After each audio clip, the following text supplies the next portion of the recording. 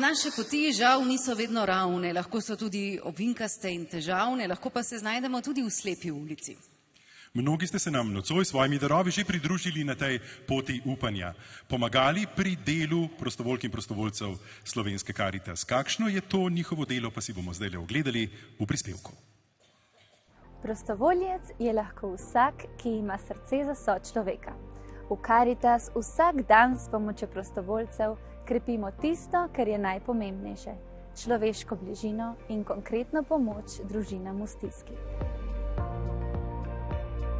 6-članska družina s 3 šoloobveznimi in 1 predšolskim otrokom živi zelo skromno, saj je zaposlen le oče, mama pa doma skrbi za ostarelega tasta.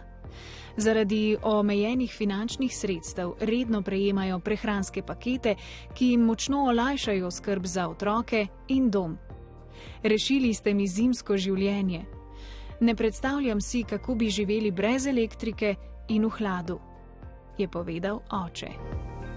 Svetovalno pomoč lahko ljudje pri nas pridobijo takrat, ko se prijavijo oziroma ko želijo materialno pomoč. Ker mi z vsakim našim prosilcem se pogovorimo, presodimo in vidimo, kakšne oblike pomoči potrebuje in seveda v te oblike pomoči potem sodijo tudi svetovanja.